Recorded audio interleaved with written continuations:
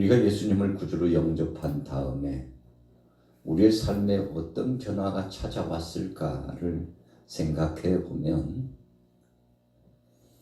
믿음에 따라서 절대적으로 변화가 없는 사람이 있고 또 믿음에 따라 어떤 사람에게는 큰 변화가 찾아오기도 합니다. 하나님은 눈에 보이지 않습니다. 눈에 보이지 않는 하나님을 믿고 있음에도 불구하고 똑같이 믿었다고 생각함에도 불구하고 어떤 사람은 눈에 보이지 않는 그 하나님이 지금 나와 함께 하시고 나와 더불어서 역사를 주관하시고 그 하나님이 하시는 몫이 대단하다는 것을 경험하는 사람이 있죠. 그런 어떤 사람들은 예수님을 구주로 영접하고 하나님을 믿는다고 하지만 그 삶 자체가 거의 변화가 없이 똑같은 일상을 살아가는 사람도 있을 수 있다는 겁니다. 오늘 본문에 보면 예수님의 제자들이 예수님과 3년여 동안 거의 3년여 동안 함께 동행하면서 지냈습니다. 여러 가지를 경험했죠. 그러나 예수님에 대한 그 가치를 평가절하하고 살아갈 때가 많았습니다. 시대적으로 그냥 자신들을 가르쳐주는 단순히 가르침을 주는 랍비 정도로 그렇게 생각하고 존중이 생각하는 정도 그 이상은 생각지 않았던 제자들의 모습이었다는 것을 오늘 본문을 보면서 우리는 확인할 수 있습니다. 예수님은 날이 저물어갈 때 제자들에게 명령하셨습니다. 우리가 저편으로 가자. 저편으로 가자. 자, 갈릴리 바다를 건너가는 겁니다. 이 갈릴리 바다를 중심으로 해서 예수님께서 사역이 계속 진행됐습니다.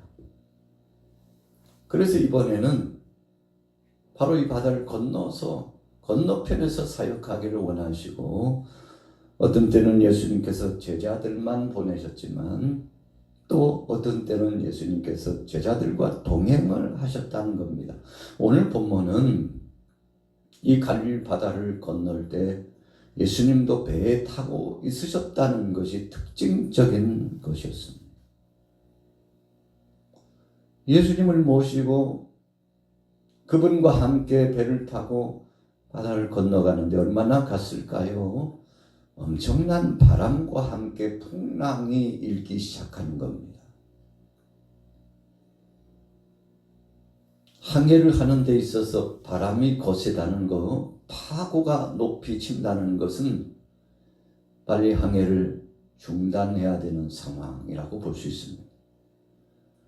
그런데 한참이나 진행됐을까? 아마도 중간쯤에 그랬을 것이라고 생각합니다.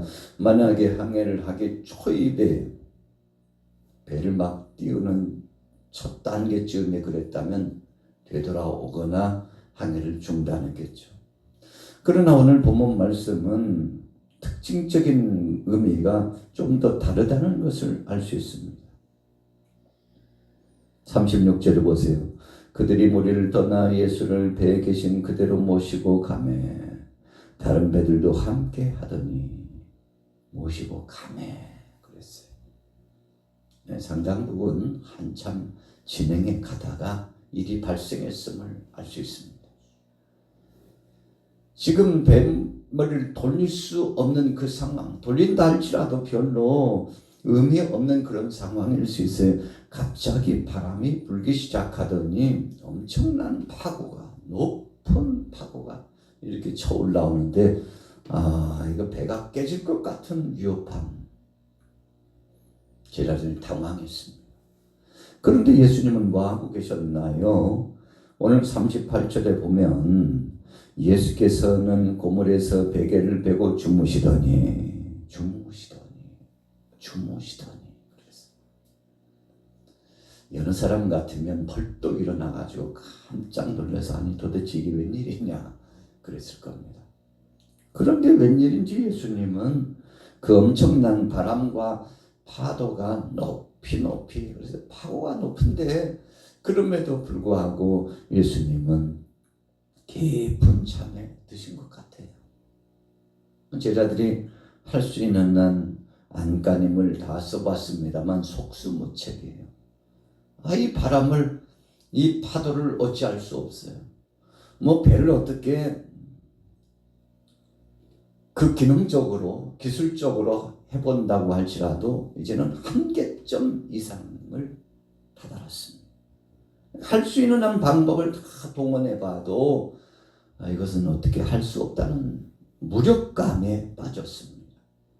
그래서 제자들이 할 수 있는 것은 예수님을 깨우는 것밖에는. 자, 38절에 보세요. 예수께서는 고물에서 베개를 베고 주무시더니 제자들이 깨우며 이르되 선생님이여 우리가 죽게 된 것을 돌보지 아니하시나이까. 제자들이 생각하기에도 예수님이 너무 무디어요. 누가 업어가는 줄도 모르고 잔다 그런 표현을 하잖아요. 예수님이 이런 바람과 풍랑, 배가 막 흔들면서 요동치는데 예수님은 뱃머리에 한번 누우시더니 고나게 깊은 잠에 드신 겁니다. 이해할 수 없어요. 어떻게 이 상황에 저렇게 주무실 수 있나. 안 되겠다. 예수님을 깨웠습니다. 자, 오늘 본문에 보니까 선생님이여 우리가 죽게 된 것을 돌보지 아니하시나이까. 이 무관심한 선생님아 왜 지금 잠만 자고 있으시냐고 예수님을 향하여서 제발 좀 일어나보라고 속상한 겁니다. 예수님께서 잠만 자고 계시는 모습이 왜 이렇게 얄미운지 아마도 그랬을 겁니다. 다른 제자들 상황을 수습해 보려고 안간힘을 쓰고 있는데 예수님은 아무런 관심도 없이 그냥 깊은 잠을 주무시고 계시는데 주님이 이렇게 미울 수가. 너무 무관심하다, 너무 무디다고 생각을 하고 예수님을 흔들어 깨웠을 것이라고 생각합니다. 자, 예수님 어떻게 태도를 보이셨나요? 39절 같이 읽어봅니다. 39절 시작. 예수께서 깨어 바람을 꾸짖으시며 바다더러 이르시되 잠잠하라 고요하라 하시니 바람이 그치고 아주 잔잔하여지더라. 예수님이 눈을 뜨시고 상황을 살피시더니 바람아 고요해라, 파도야 조용해. 예수님께서 꾸짖으셨어요. 바람을 향해서도 말씀하시고 파도를 향해서도 말씀하셨는데 주님의 그 말씀에 바람이요 갑자기 잔잔하고 고요하게, 파도 치던 그 갈릴리 바다가 아주 고요하게 변화가 되는 겁니다.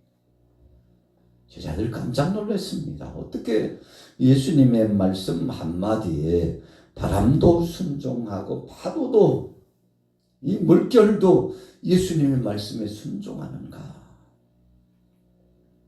여러분, 피조세계가 예수님 말씀에 순종하는 것을 보고 깜짝 놀랐습니다. 한때는 예수님께서 무화과 나무에서 열매를 구하다가 열매를 찾지 못하자 이제부터 영원토록 너는 열매를 맺지 못하고 죽는다 이겁니다. 그 나무는 죽었다는 겁니다. 예수님께서 저주하셨다, 심판하셨다는 겁니다. 열매를 원하셨는데 열매가 없었어요. 이유는 그겁니다. 열매 따기를 원하셨는데 열매가 없었어요. 예수님께서 강력하게 책망하시고 결국은 심판하셨죠. 앞으로 너는 열매 맺지 못한다. 이제 너는 나무로서의 수명은 끝이다. 예수님이 선언하신 겁니다. 어찌 보면 그 보는 시각이 다르겠습니다만 예수님이 저주하셨어요. 예수님 매정하게 나무를 향하여 꼭 그럴 필요 있었을까 싶을 만큼 아주 매정하게 예수님께서 저주하신 것처럼 보였어요. 여러분, 그러나 오늘 본문 말씀과 함께 상통한 것처럼 예수님께서는 피조물을 향하여서 어떤 것을 향하여서든지 명령을 내리시면 그 모든 피조물이 예수님 앞에 순종한다는 사실을 보여주시고자 싶었던 것입니다. 그래서 무화과 나무를 향하여 저주하자 뿌리까지 말라버렸잖아요. 얼마 지나지 않아서 제자들이 다시금 거기를 지나다 보니까 아이고, 예수님이 명령 내리셨는데 무화과 나무가 뿌리채 말라가지고 바싹 말라있는 것을 보고 선생님께서 말씀하셨던 그 무화과 나무가 뿌리채 말라있다고 깜짝 놀랐어요. 나무의 변화가 찾아왔거든요. 예수님 말씀 한마디, 그 말씀에 능력이 있다는 사실, 예수님의 말씀에 피조물도 순종한다는 사실을 비로소 깨달은 거죠. 오늘 본문도 마찬가지입니다. 예수께서 깨어 바람을 꾸짖으시며 바다들어 이르시되 잠잠하라 고요하라 하시니 바람이 그치고 아주 잔잔하여졌다. 그래서 아주라고 하는 표현을 썼어요. 완전한 주님의 명령의 순종입니다. 그냥 할까 말까 조금 그러다가 말고 상황이 변할 것 같더니 도루묵이 되고 이런 게 아니에요. 완전한 변화가 일어난 겁니다. 그래서 아주 잔잔하여지더라. 그래서 오늘 문맥상 마가복음에 아주라고 하는 표현을 쓴 것은 주님이 말씀하심에 적극적으로 순종했다는 겁니다. 여러분, 그래서 하늘의 태양을 향하여서도 야야야 물러가 15도 물러가라니까 오후 3시가 됐는데 15도 물러가라 그러니까 그 각도만큼 시간차가 뒤로 물러갔어. 앞으로 가는 건 쉽잖아요. 뒤로 물러가는 건 불가능할걸요. 시계를 바꾸는 거예요. 오늘 이 시간이 5시 20분입니다. 뒤로 물러가 그랬더니요 4시쯤을 확 시간차가 물러갔다는 거 아니겠습니까? 여러분, 구약 성경 속에 하나님이 하신 일이 참 대단했어요. 여러분, 바로 하나님 그러신 분입니다. 오늘 여기에 임재하시고 고물에서 배의 끝부분이란 뜻이잖아요. 뱃머리란 뜻이잖아요. 뱃머리에서 그거 베개 삼고 주님께서 고나게 주무시는데 그냥 풍랑이 일어가지고 속수무책인데 예수님 깨우자 주님이 일어나시자마자 바람도 파도도 꾸짖으시니까 잔잔하게 됐어요. 태양을 향하여 명령하셔도 그렇게 되었습니다. 여러분, 식물과에 속한 나무를 명하여도 그렇게 되었습니다. 죽은 자 나사로가 이미 죽은 지 나흘이 돼가지고 무덤에 장사 진행 받았는데 예수님께서 저 무덤 입구를 막은 돌 좀 걷어내. 그랬더니 예수님께서 명령하셔가지고 나사로야 나오라 하시니까 이미 죽었고 수족이 배로 동인 채로 나흘이나 지나서 냄새가 시체에서 냄새가 역겨운 냄새가 썩은 냄새가 풍기는데 주님 명령 받았던 나사로가 수족이 배로 동인 채로 턱 일어나서 나오는 것. 좀 풀어주어. 여러분, 자유자가 되고 예수님과 함께 동행하는 놀라운 부활을 경험한 거 아니겠습니까? 죽었는데 예수님이 다시 살리셨어요. 여러분, 영뿐만 아니라 영육간의 변화체가 되셨던 그분이 사람이 다시 사는 것이 무엇인지를 보여주셨어요. 그 예수님이 하나님이시라는 겁니다.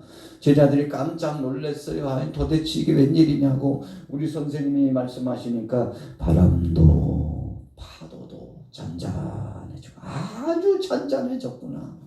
완전한 회복의 역사, 완전한 주님의 명령의 순종의 역사가 나타난다. 여러분, 우리가 일상을 살아가면서 믿음을 가지면 이런 영광을 볼 수 있는 거 아니겠습니까? 오늘 제자들이 예수님의 행하신 그 행보를 이해하지 못했습니다. 자, 보세요. 40절 41절 읽습니다. 시작. 이에 제자들에게 이르시되 어찌하여 이렇게 무수하느냐, 너희가 어찌 믿음이 없느냐 하시니 그들이 심히 두려워하여 서로 말하되 그가 누구이기에 바람과 바다도 순종하는가 하였더라. 왜 이렇게 무서워해? 왜 이렇게 믿음이 없나? 조용히 해. 왜 이렇게 두려워하는 거야? 내가 너희와 전에도 행한 그 행적을 보면 의심하지 않고, 너희가 이런 풍랑 속에서도, 바람이 거센 이 역사 속에서도 나를 의지하고 때를 기다렸을 텐데 너희가 믿음이 없는 자구나. 너희가 두려움과 공포에 젖어 있구나. 여러분, 우리가 믿음을 상실하면 그렇게 됩니다. 어떤 상황에서든지 신뢰감이 있고 믿음이 있으면 당황하지 않습니다. 두려워하지 않습니다. 우리가 일상을 살아가면서 처음 경험하는 이 첫 경험들은요, 두려워요. 한 번도 가보지 않은 그 길을 가거나 한 번도 해보지 않는 어떤 기계적인 조작이나 뭐 이런저런 것들을 해보면요, 좀 당황스럽고 왠지 불안해요. 여러분, 그러나 한 번 해보고 두 번 해보고 이래 경험해보고 저래 경험해보고 어떤 사물에 대해서, 그런 상황에 대해서, 어떤 기계적인 장치에 대해서 이미 마스터, 익숙해져 있으면요, 당황하지 않습니다. 우리가 운전을 처음 배울 때 학원에 가서 기술적으로도 배우고 기능도 배우고 또 이론도 배워요. 공부한 만큼 일정한 시간이 되면 시험을 치러요. 자신 있고 모든 것이 그 지식이 풍부하면 두렵지 않습니다. 문제를 보는 순간 그냥 답이 툭툭툭 나와요. 이건 답은 4번이네. 이건 답은 1번이네. 이렇게 쉬운 것을 문제라고 냈나 하고요. 일사천리를 쫙 30분 시험인데 10분 만에 나오는 사람이 허다하죠. 어떤 사람은 문제를 보고 답을 푸는데 도무지 생각이 나지 않아요. 5분, 10분이 됐는데도 한 문제 풀까 말까요? 아이고, 끝났다. 10분 됐는데 자리를 팍 차고 나가요. 아이고, 저 양반 100점인가? 나중에 알고 보니까 시험 포기한 겁니다. 왜요? 자신이 없어요. 검정 건 글씨고 하얀 건 종이고, 한 문항, 두 문항, 세 문항 봐도 아무 소용없어요. 답을 찾을 수 없어요. 여러분, 자신감이 없어서 포기하는 겁니다. 그러나 여러분, 완전하게 통달한 사람들은, 익숙한 사람은 두려움이 없이 운전대를 잡으면 좌로 우로 좌로 후진, 기계를 조작해가지고 목적지에 쫙 멋지게 도착하는데 주위 사람들이 부러워하죠. 이거 어떻게 이렇게 운전을 잘하나? 야, 어떻게 그렇게 상식이 있느냐고. 여러분, 오늘 제자들은 무지했습니다. 예수님이 어떤 분이신지를 잘 몰랐어요. 그분을 이해하지 못했어요. 예수님을 오해하고 있었습니다. 그러니까요, 두렵죠. 너무 힘겨웠습니다. 오늘 예수님 말씀하신 거예요. 너희가 어찌하여 이렇게 무서워하느냐? 너희가 어찌 믿음이 없느냐?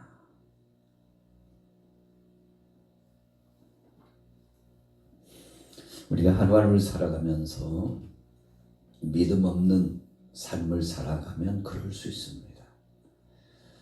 10년, 20년 살아가는데 너무 고단해요. 인생이 고단해요. 힘겨워요. 여러분, 삶을 목적 없이 살아가는 사람은요, 하루하루가 고단합니다. 비전 없는 사람은요, 더더군다나요, 인생 자체가 막장 같아요.